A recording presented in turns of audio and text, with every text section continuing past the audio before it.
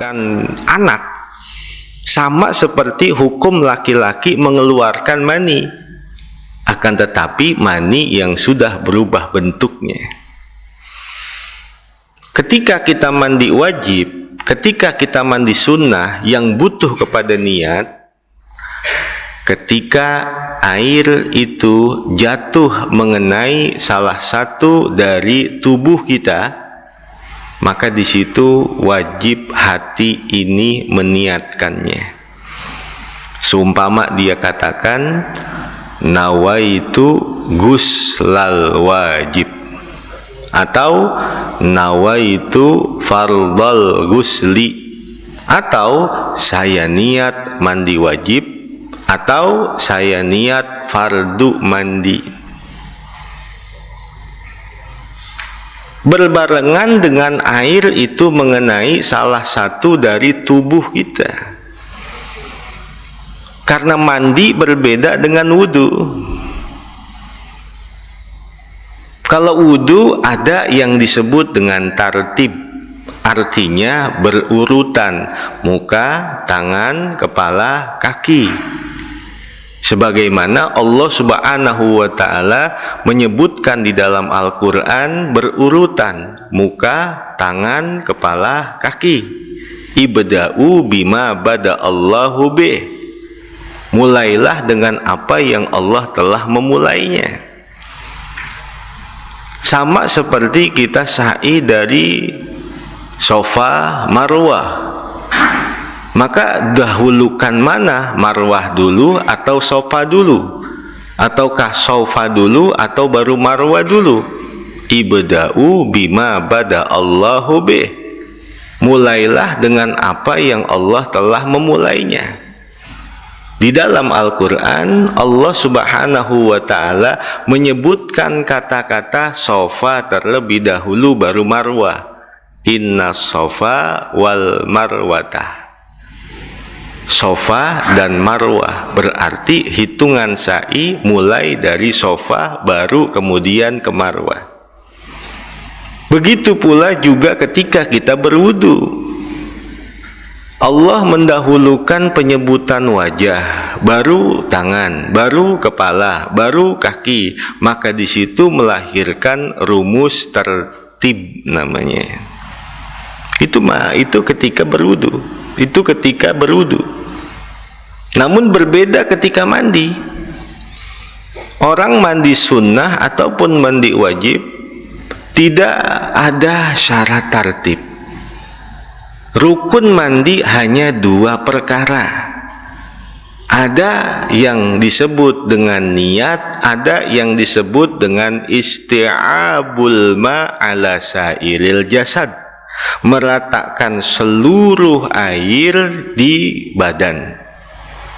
Boleh tangan dulu, boleh badan dulu, boleh kaki dulu. Yang penting seluruh air rata kepada bagian-bagian tubuh. Akan tetapi mandi yang senantiasa diajarkan adalah kita terlebih dahulu membasuh dari bagian telapak kaki. Sunnahnya adalah bagian telapak kaki yang kanan sampai naik ke lututnya. Kalau sudah sampai ke lututnya, baru siram ke telapak kaki yang kiri sampai ke lututnya. Kalau sudah selesai, baru disiram dari mulai lututnya yang kanan sampai ke ujung pangkal pahanya yang kanan. Sudah selesai, baru menyiramnya bagian lutut yang kiri sampai ujung pangkal pahanya yang kanan. Sudah selesai, baru dia menyiram kanan dari punggungnya, terus diratakan tangannya yang kanan. Kemudian baru dia siram bagian punggung yang kiri dan tangannya yang sebelah kiri. Maka jika sudah diratakan dari mulai leher ke bawah, dia akan merasakan uap-uap hangat-hangat di dalam tubuh yang menghidupkan sel-sel yang telah mati sehabis seumpama orang itu melakukan hubungan badan. Kalau sudah badan ini rata dengan air dari leher ke bawah, baru bagian terakhir adalah kepala.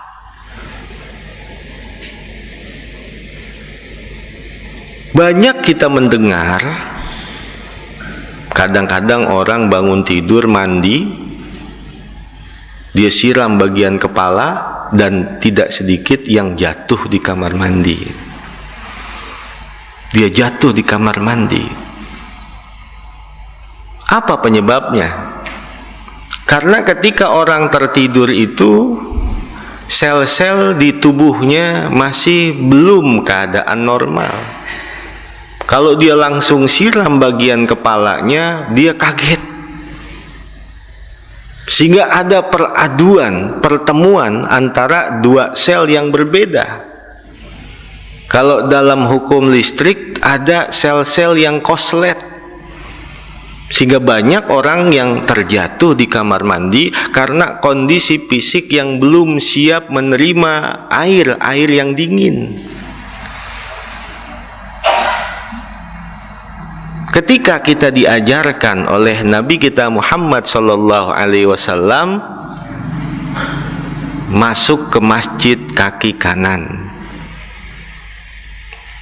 namun ketika masuk ke WC kaki kiri. Ternyata ketika kita masuk kaki kiri terlebih dahulu, sewaktu kita masuk ke WC, maka bagian kaki kiri itu bersambungnya ke paru-paru. Sedangkan kaki kanan itu bersambungnya ke arah jantung. Maka seandainya ketika dia masuk ke WC kaki kiri terlebih dahulu, seandainya ada kuman-kuman, itu masih tertampung ke arah paru-paru. Seandainya dia memiliki daya kekuatan tubuh, itu kuman-kuman akan tersalurkan, terbuang dari tubuh ketika dia mengeluarkan bersin.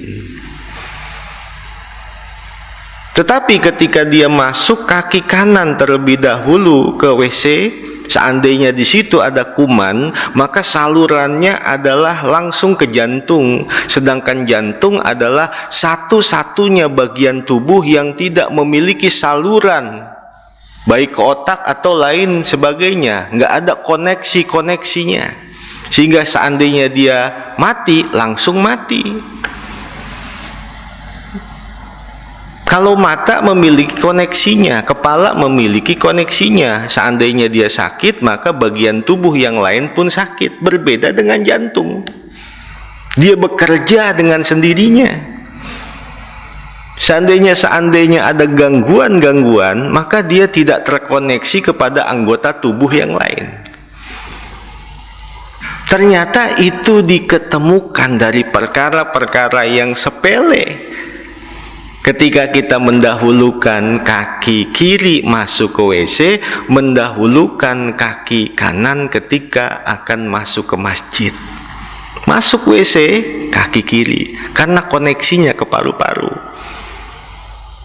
Seandainya ada kuman, maka kuman itu akan tertampung di paru-paru, karena paru-paru masih punya koneksi kepada anggota tubuh yang lain. Inilah syariat.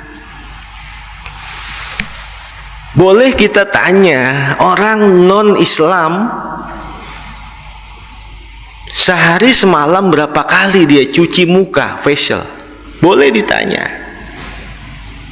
Non-Islam dalam satu hari satu malam cuci muka, facial berapa kali dia? Pasti dia menjawab sepaling banyaknya mungkin 3 kali sehari. Pagi cuci muka, siang cuci muka, sore cuci muka.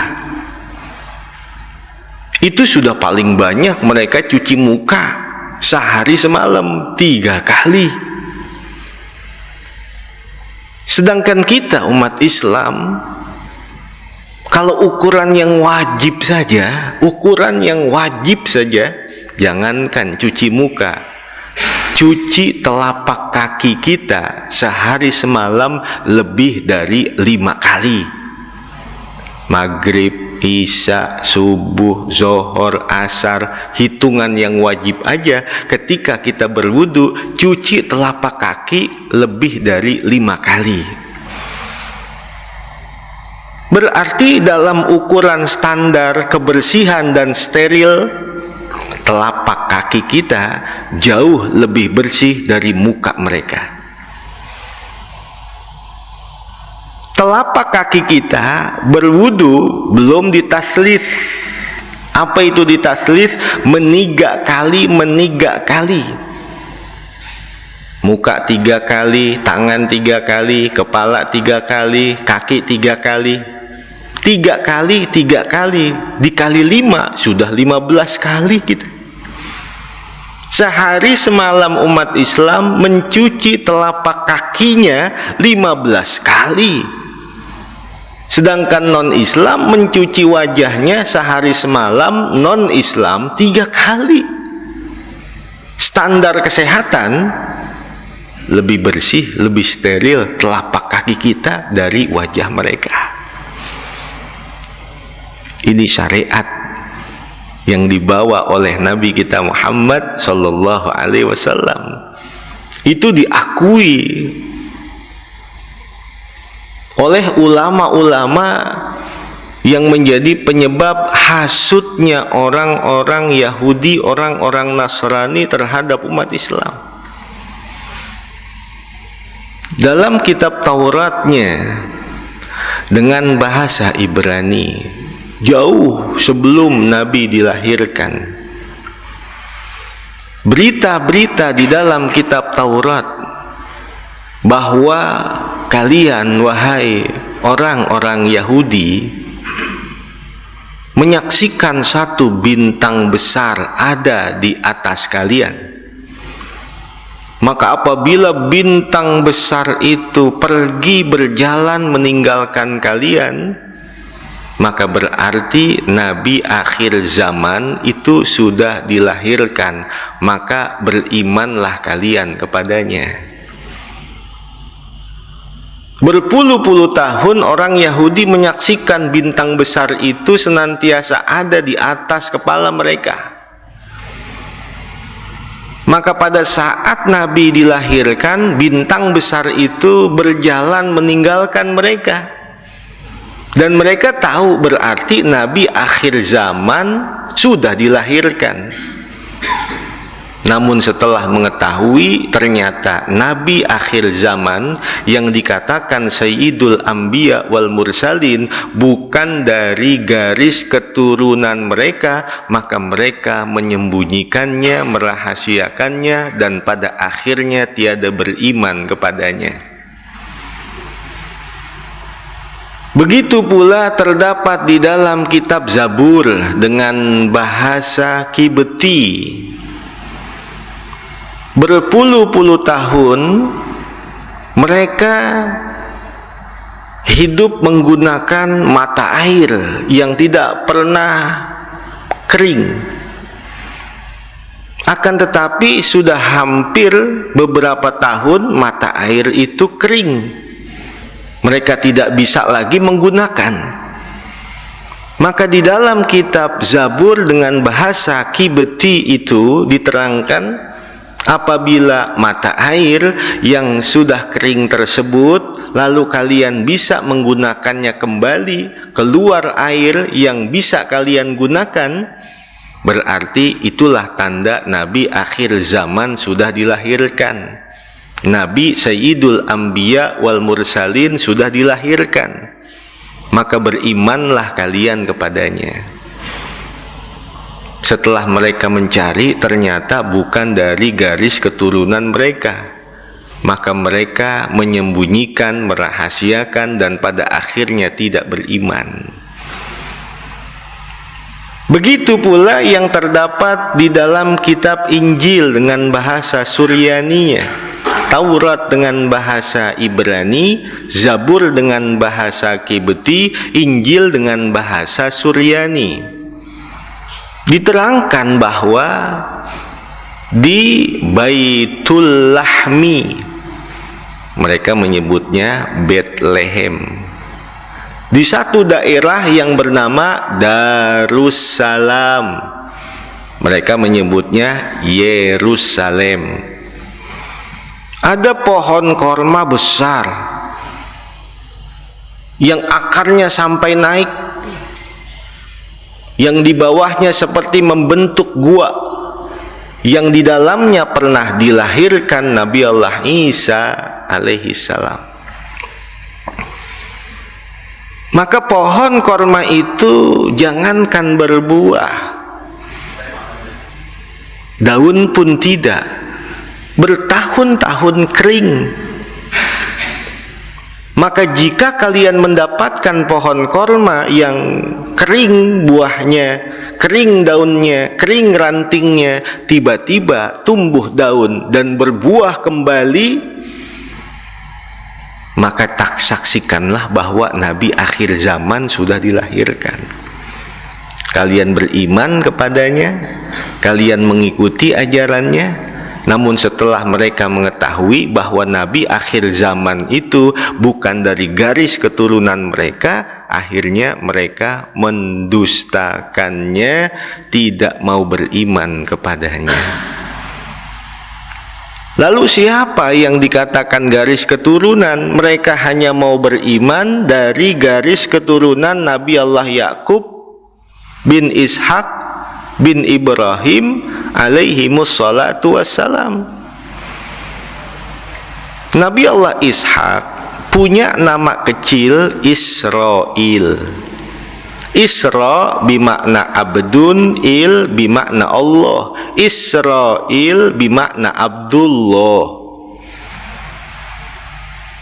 Maka dari Nabi Allah Yakub bin Ishak bin Ibrahim yang berasal dari ibunda Siti Sarah, lahirlah hampir lebih dari 90% Nabi yang diutus di zaman Nabi Yakub yang menghasilkan keturunan Bani Israel. Sedangkan Nabi Ibrahim dari ibunda Siti Hajar, satupun anak keturunannya tidak ada yang menjadi nabi. Tugasnya hanya menjaga sumur Zam-Zam. Mereka adalah dari Nabi kita Muhammad sallallahu alaihi wasallam bin Abdullah bin Abdul Muttalib bin Hashim bin Abdu Manab bin Qusay bin Kilab bin Murrah bin Ka'ab bin Lu'ay bin Ghalib bin Fihir bin Malik bin Nadar bin Kinanah bin Khuzaimah bin Mudrikah bin Ilyas bin Mudar bin Nizar bin Ma'ad bin Adnan min waladi Ismail bin Ibrahim alaihimus salatu wassalam.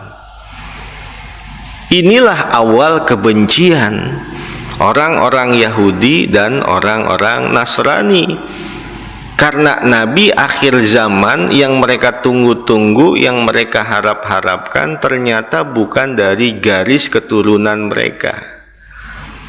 Inilah yang termaktub di dalam Al-Quran, walan tarda ankal yahudu walan nasara hatta tatabi'a millatahum. Itu menggunakan kata lan.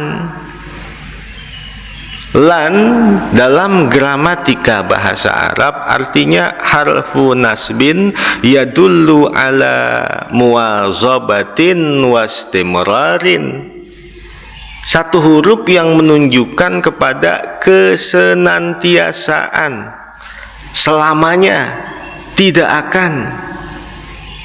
Lan tardha ankal yahudu walan nasara, selamanya tidak akan Yahudi Nasrani ridho senang terhadap umat Islam.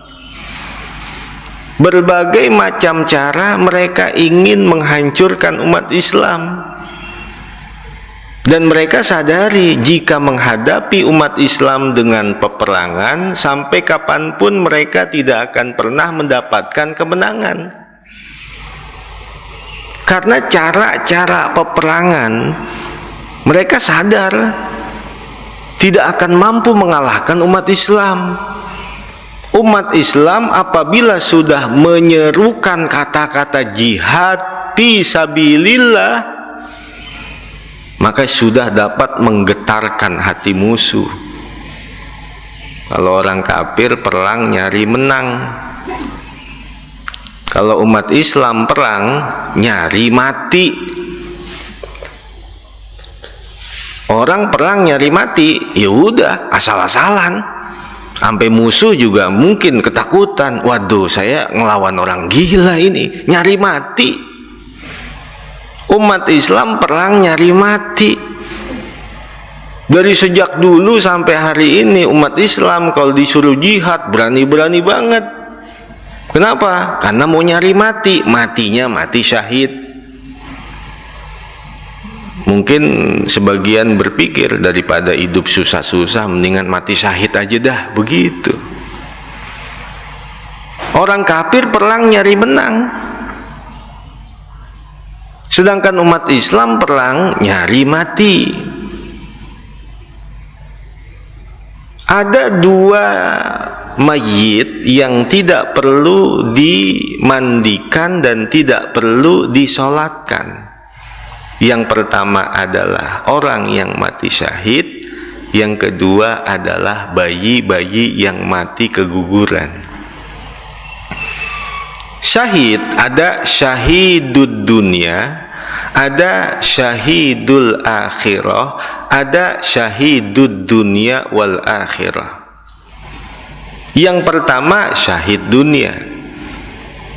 Orang itu perang, tapi tujuannya untuk agar mendapatkan tanda jasa gelar-gelar pahlawan. Mati syahid, tapi syahidnya syahid dunia. Yang kedua syahid akhirat. Dan syahid akhirat hukumnya adalah sangat banyak. Orang yang mati terkena penyakit taun, sakit perut, ibu-ibu yang wafat karena melahirkan, orang yang mati tenggelam, orang yang mati tertiban reruntuhan bangunan, atau orang yang mati terkena penyakit taun. Banyak sekali orang yang dikatakan mati syahid akhirat. Lalu yang paling mulia, yang tidak dimandikan, tidak disolatkan, tidak dikafankan, itu adalah orang yang mati syahid dunia akhirat, yang berperang benar-benar di medan pertempuran untuk melawan orang-orang kafir. Walaupun seandainya waktu berperang melawan orang kafir itu dia terbunuh oleh kawannya sendiri lantaran ketidaksengajaan. Musuhnya hampir sama dengan kawannya, maka kawannya itu tidak sengaja membunuh, ternyata yang dibunuh adalah orang Islam. Karena ketidaksengajaan, maka yang dibunuh secara tidak sengaja di medan perang oleh kawannya sendiri itu pun dikatakan syahid dunia akhirat. Ataupun orang yang mengendarai satu kendaraan terpelanting, jatuh mati di medan perang, itu pun dikatakan mati syahid dunia dan akhirat. Berbeda seandainya dia terkena luka di medan perang itu, setelah perang berkecamuk selesai, setelah 2 hari, 3 hari dari selesainya peperangan tersebut, dia wafat, maka wafatnya tidak dikatakan wafat dalam keadaan syahid dunia dan akhirat. Di zaman Sayyidina Umar ibn Khattab radhiyallahu an, umat Islam itu berawal perang selalu kalah. Kemanapun perang selalu kalah. Maka pada akhirnya Sayyidina Umar ibn Khattab radhiyallahu an bermunajat kepada Allah subhanahu wa ta'ala. Ya Allah, berikan jalan. Apa penyebabnya umat Islam ini waktu dipimpin oleh Khalifah Amiril Mukminin Sayyidina Umar ibn Khattab radhiyallahu an selalu kalah. Maka di satu malam akhirnya dia bermimpi berjumpa dengan Nabi kita Muhammad sallallahu alaihi wasallam. Kalau ngimpi ketemu Nabi nggak sama seperti mimpi yang lain. Man ra'ani fil manami faqad ra'ani fil yaqazah fa inna syaitana lam yatamatalubi. Orang yang bermimpi berjumpa dengan aku, kata Nabi, maka hakikatnya dia sama seperti berjumpa dengan aku dalam keadaan sadarnya. Karena bangsa setan itu nggak bisa menyerupai aku. Dalam sejarah persetanan tidak ada setan yang tunduk yang masuk Islam, yang beriman. Satu-satunya setan yang beriman yang masuk Islam adalah setan yang ngikutin Nabi kita Muhammad sallallahu alaihi wasallam.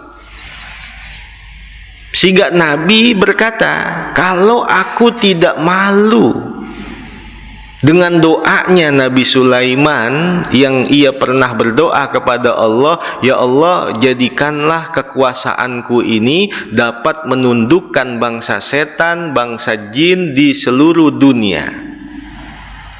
Kata Nabi, kalau saya nggak malu dengan doanya Nabi Sulaiman, aku sudah ikat bangsa setan, bangsa jin dari zaman Nabi Adam sampai hari kiamat. Aku akan ikat agar tidak bisa menjerumuskan dan menggoda umatku.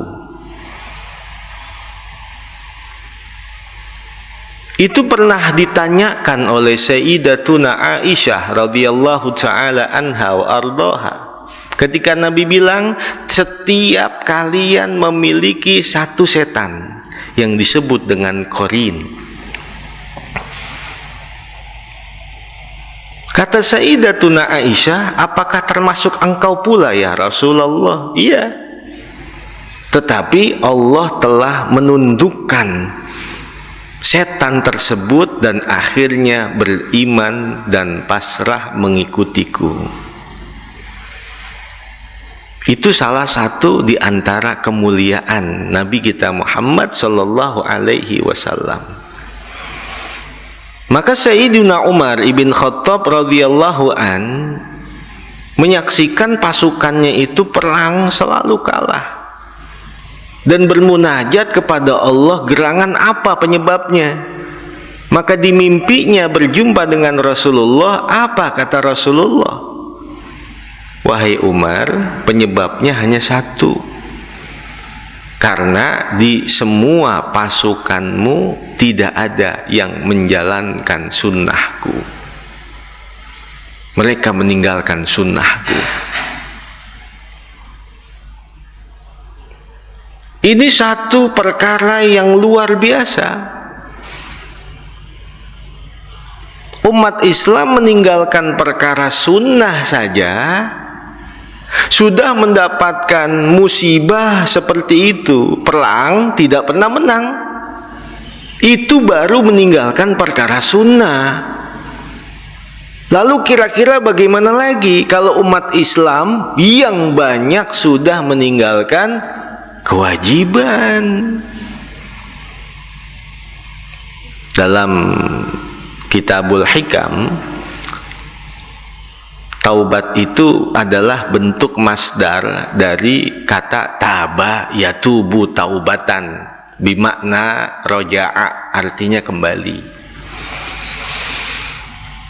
Maka kata taba yatubu yang melahirkan masdar taubatan itu terbagi menjadi 3 bagian. Ada taubatul awam, ada taubatul khawas, ada taubatul khawasil khawas.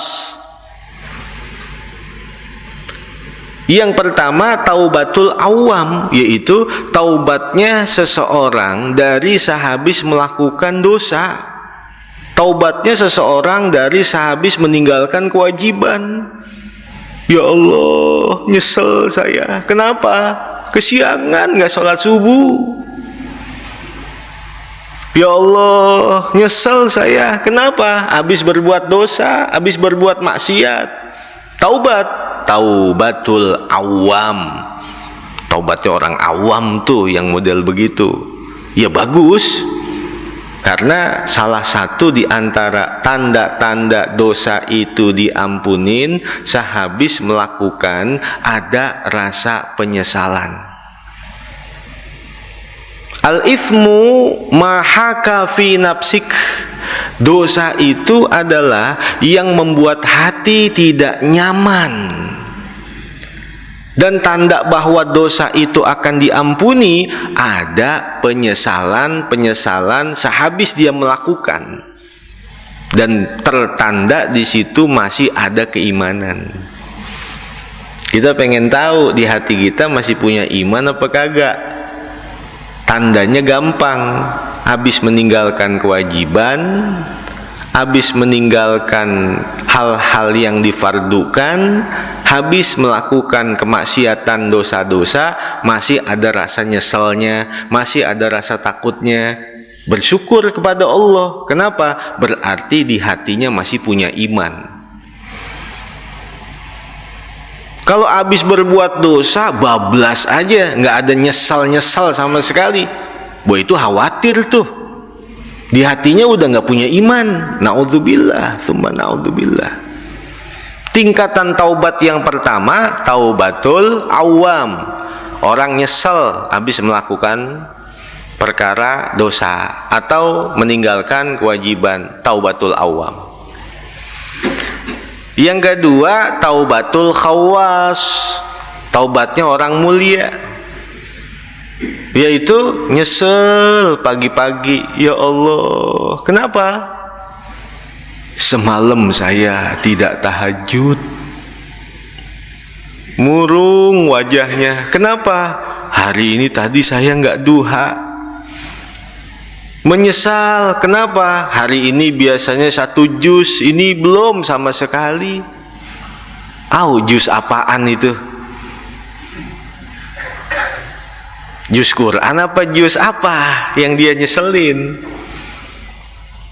Orang yang dikatakan taubatul khawas meninggalkan perkara-perkara yang sunnah. Ada rasa nyesel, dia bertobat kepada Allah Subhanahu wa ta'ala. Taubatul khawas. Lalu ada yang ketiga, taubatul khawasil khawas. Taubatnya orang mulia di kalangan orang-orang yang mulia, yaitu taubatnya lantaran hati ini terlalaikan dari mengagungkan Allah Subhanahu wa ta'ala. Hatinya lalai, hatinya melupakan Allah, hatinya tidak menghadirkan Allah, baik dalam kesehariannya apalagi dalam keadaan sholatnya. Habis sholat nangis. Kenapa? Waktu di dalam rokaat yang terakhir atau salah satu dari rokaat yang aku kerjakan, hatiku lalai, tidak menghadirkan Allah, tidak mendatangkan, mengagungkan Allah di salah satu dari rokaat sholat yang saya kerjakan. Sehingga jangankan dosa kita, sholat kita saja masih butuh kepada istighfar. Jangankan kesalahan kita, ibadah kita saja masih perlu ditaubatin. Sholat kita aja perlu ditaubatin.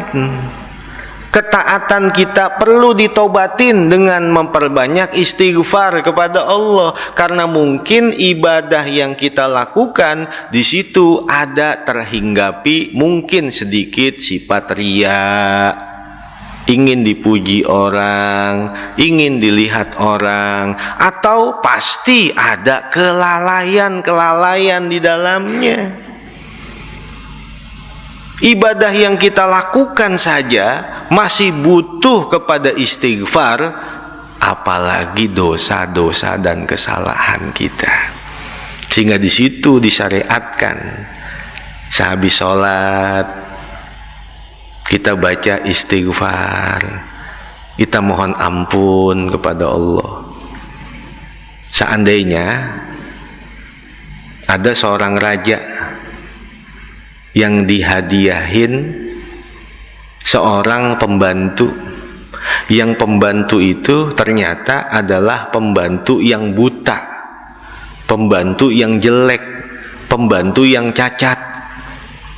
Orang menghadiahkan pembantu yang jelek, yang cacat, yang buta kepada seorang raja, mungkin bukan diterima. Bahkan yang memberikan hadiah itu pasti akan mendapatkan hukuman karena menjadi sebuah penghinaan kepada seorang raja.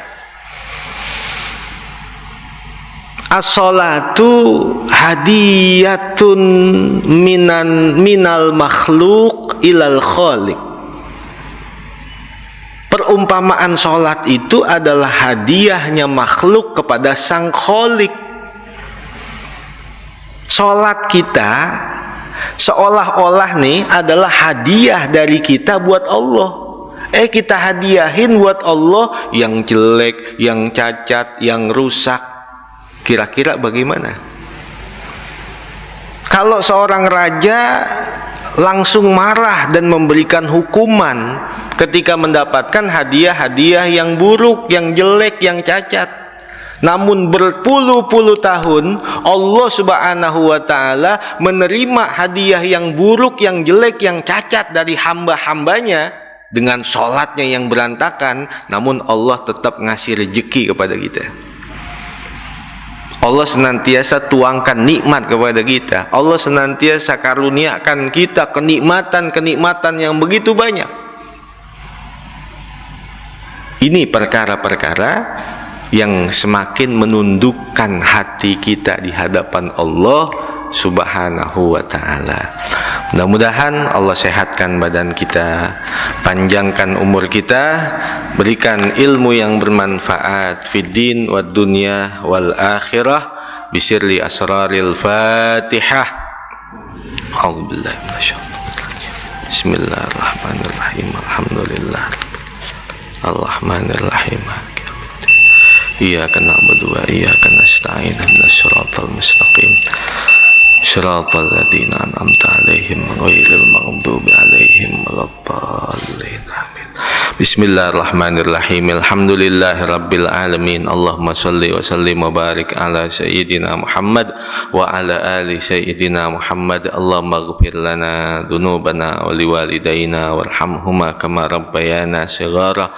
Allahumma aghnina bil ilmi wa zayyinna bil hilmi wa akrimna bit taqwa wa jammilna bil afiyah. Allahumma akrimna binuril fahmi wa akhrijna min dhulumatil wahmi waftah lana abwaaba rahmatik wansur alaina hikmatak ya arhamar rahimin. Wa sallallahu ala sayyidina Muhammadin wa ala alihi wa sahbihi wa baraka wa sallam. Walhamdulillahi rabbil alamin. Wallahu a'lam bissawab. Wassalamu alaikum warahmatullahi wabarakatuh.